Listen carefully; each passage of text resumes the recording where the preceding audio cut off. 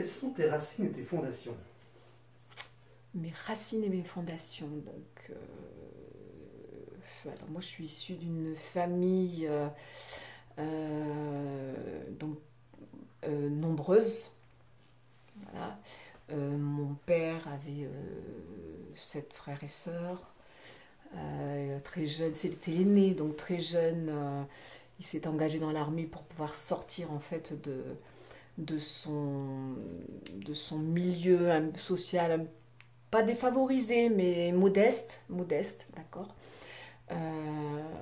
Et donc il a fait sa vie à côté de tout le reste de la famille, tout en continuant de s'occuper du reste de la famille. Voilà. Donc il s'est fait tout seul. L'armée l'a beaucoup aidé, donc il s'est formé. Il a donc réussi à faire plein de métiers, à développer plein de compétences, puisqu'il avait l'envie de ça, hein, intellectuellement. Il avait les capacités, l'armée permet beaucoup de choses à ce niveau-là. Donc mes fondations, je dirais, c'est un petit peu cette persévérance, ce sens du travail qui va même presque jusqu'aux excès. Et quelquefois on oublie un petit peu ce qui se passe autour. Du côté de ma maman, elle est issue du sud-ouest, donc famille modeste également. Son papa était garagiste, et elle a perdu sa maman très très tôt, donc ma mère n'avait pas de valeur familiale, elle ne savait pas ce que c'était que d'avoir une maman. Quand elle a eu son premier enfant, j'étais pas la première moi, mais quand elle a eu son premier enfant, elle avait jamais vu un nouveau-né, donc elle trouvait que c'était horrible. Pour elle, c'était affreux. Et, et elle nous le raconte encore aujourd'hui, parce que j'ai la chance d'avoir encore ma maman. Et donc, elle a eu 4 enfants, moi je suis la troisième. Donc, elle a appris aussi au fil du temps. C'est une femme intelligente, donc qui a toujours énormément travaillé. Elle a travaillé d'abord en tant que avant d'être mariée. Ensuite, elle a travaillé à élever ses quatre enfants. On était tous très très proches. Et ensuite, quand mon père a pris sa retraite de l'armée, donc il a créé un cabinet d'assurance qu'il a dirigé pendant une bonne vingtaine d'années. Et elle travaillait avec lui. Et bon, elle avait une formation de secrétaire au départ, mais je crois que j'ai hérité ça d'eux. C'est le travail non-stop, du matin au soir, week-end compris. Voilà, donc c'est la valeur travail qui a fait mes fondations. Et l'exemple que nos parents étaient quand on était enfant, étaient peu disponibles, étaient peu présents, puisque toujours au travail. Et en plus du travail, en plus, ils étaient passionnés de politique. Donc du coup, quand ils n'étaient pas au travail le week-end, ils étaient en train de préparer des rassemblements, des réunions politiques, puisque c'est pas suffisant, hein, de s'occuper d'un cabinet d'assurance. Mais bon, c'est aussi bien d'être adjoint, etc., et de prendre des décisions, toujours pour aider. Ça aussi, c'est assez fort dans la famille, toujours pour trouver des solutions, pour améliorer le quotidien des gens, mais pas par ambition, pour en récolter, je dirais, les fruits au niveau pécunier, mais plus pour simplement avoir le sentiment d'avoir réussi quelque chose et d'avoir permis d'améliorer certaines choses dans le quotidien de leur entourage. Voilà, donc ça me poursuit aussi, moi, non pas au niveau politique, parce que du coup, étant enfant, ça nous a quand même assez fortement vaccinés pour ne jamais vouloir rentrer en politique, pour quand même pouvoir s'occuper de notre famille, de nos enfants, en dehors de nos activités professionnelles, parce que c'est très très chronophage, et ça nous a beaucoup beaucoup blessés étant enfant trop peu assistés par nos parents, donc on s'est fait un petit peu tout seul aussi, à la fois par l'exemple, puis par rapport à nos propres capacités. Hein, donc voilà, sur les 4 enfants, il y en a qui avaient envie de bosser à l'école, il y en a qui n'avaient pas envie de bosser du tout, mais bah, ça ne changeait pas grand-chose, hein, puisque nos parents n'étaient pas... bon, ils étaient fiers qu'on réussisse. Mais bon, si on a des difficultés, bon, c'était pas pour autant qu'ils n'allaient pas nous aimer tout autant et nous aider de la même manière, quoi. Donc c'était quand même une éducation à la fois stricte, avec beaucoup de discipline et beaucoup de comment dire, de preuves en fait de capacité, non pas que de travail, hein, mais d'efforts à fournir. Voilà. Et donc c'était un peu strict à ce niveau-là, et en même temps très permissif parce que bon, bah, j'ai plus envie d'aller à l'école par exemple, bah, tant pis, tu vas travailler. C'était possible à notre époque, hein. Ça l'est moins aujourd'hui. Donc on est un petit peu plus... nous, en tant que parents aujourd'hui, on est quand même un petit peu plus strict, nous, à notre niveau, à ce niveau-là. Et peut-être que ça aurait été pas mal s'ils avaient été un petit peu plus stricts avec nous, pour certains d'entre nous du moins. Voilà. Et au-delà de leur travail, qu'est-ce que tu as appris de tes parents? Qu'est-ce que le sens du mouvement, de l'adaptation. On a beaucoup voyagé. Donc du coup, cette, comment dire, on n'est pas du tout, nous les enfants, matérialistes. Mes parents non plus d'ailleurs.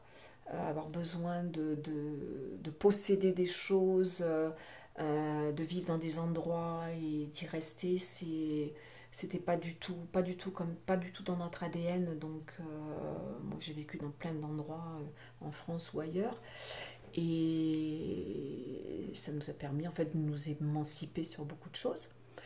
Et puis à contrario, bah, c'est difficile aussi de s'attacher longtemps, puisque on perd ses amis sans arrêt. Et ça, c'est compliqué pour un enfant, pour un jeune adulte, hein, c'est un adolescent, c'est très compliqué.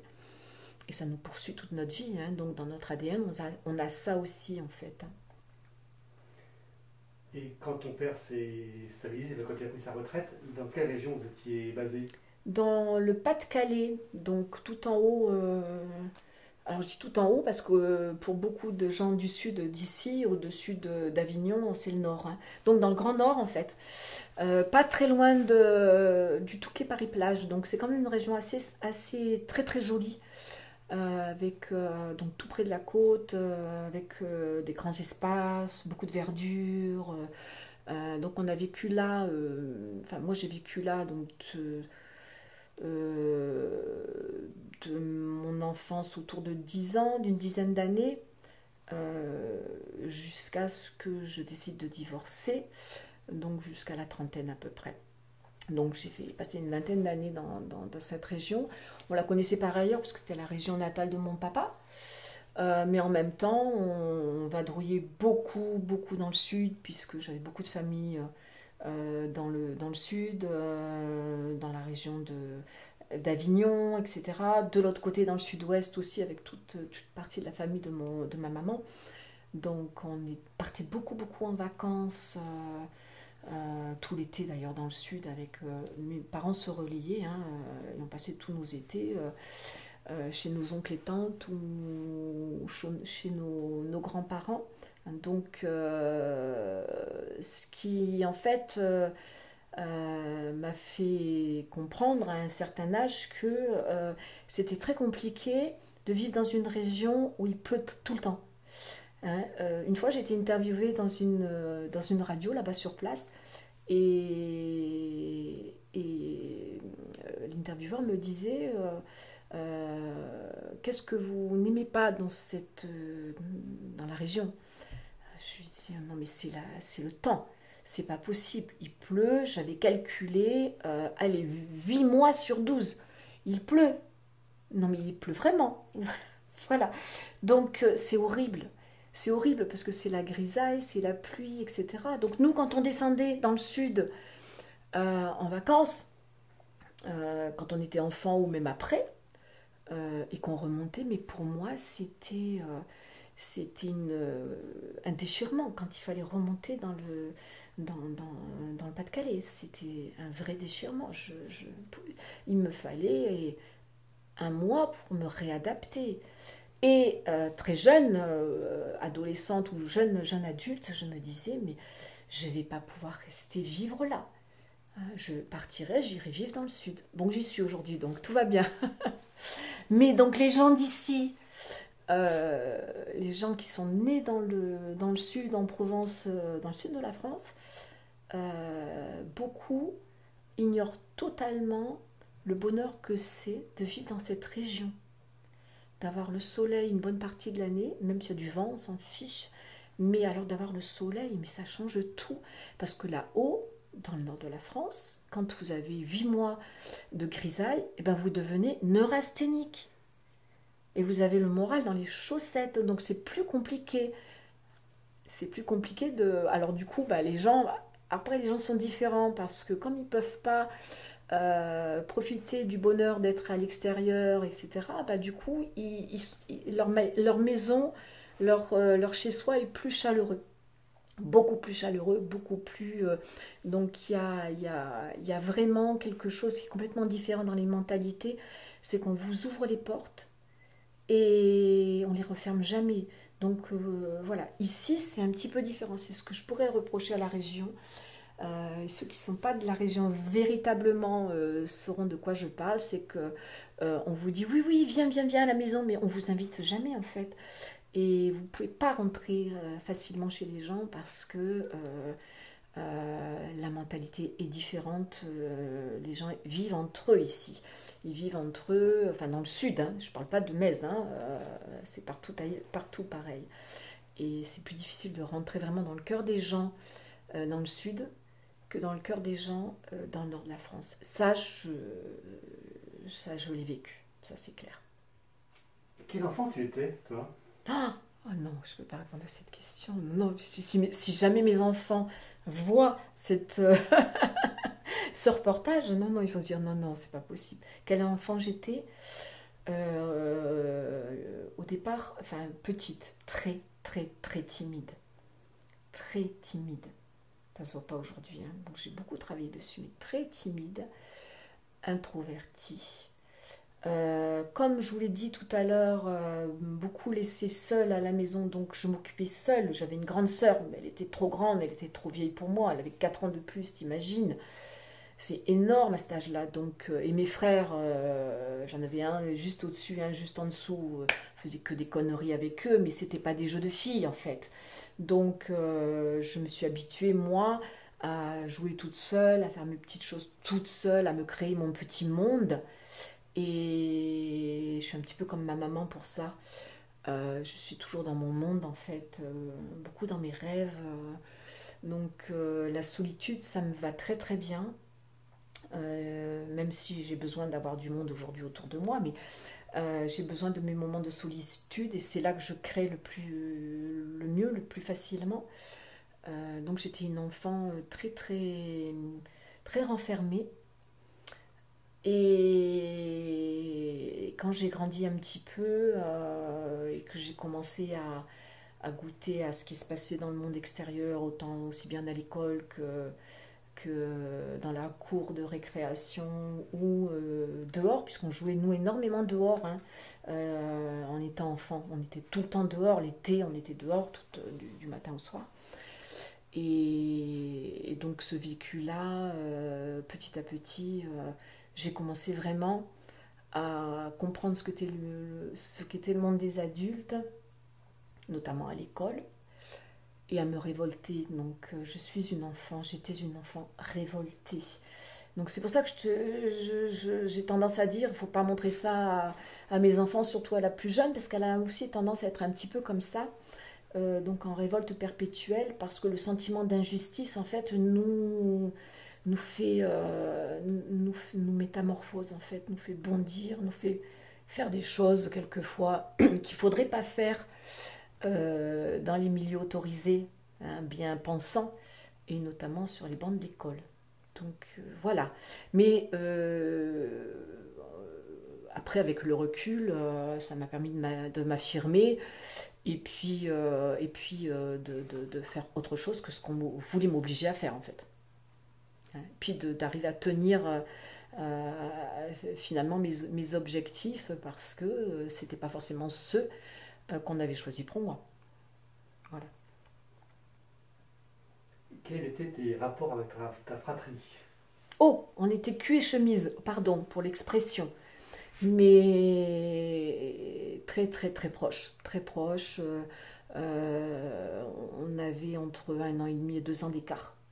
Enfin, on a hein, entre 1 an et demi et 2 ans d'écart, donc très très proche. Donc ma sœur aînée est partie très tôt de la maison, enfin très tôt, à 17 ans, elle est partie travailler à Paris, donc moi j'avais 13 ans. Ça a été un déchirement aussi pour moi, mais mes deux frères, cul et chemise, c'est-à-dire qu'on faisait tout ensemble. Quand on a eu l'âge, les sorties, même les boîtes de nuit et autres, j'avais mes chaperons. Voilà, donc, puis j'ai fait quand même beaucoup de conneries avec mes frères aussi. Hein. J'étais quand même, moi, l'archétype du garçon manqué. Puisque j'étais élevée par mes frères, puisque mes parents n'étaient pas trop là. Hein, donc, mon frère aîné qui nous emmenait faire des trucs qui n'étaient pas de notre âge. Et mon frère cadet qui était une tête brûlée, qui faisait que des conneries. Et donc il fallait secourir à tout bout de champ. Donc voilà, j'ai vécu dans ce monde-là, dans ce milieu-là, avec des frères très très très soucieux de me protéger, aussi bien l'aîné que le cadet. Donc génial, une enfance géniale par rapport à ça.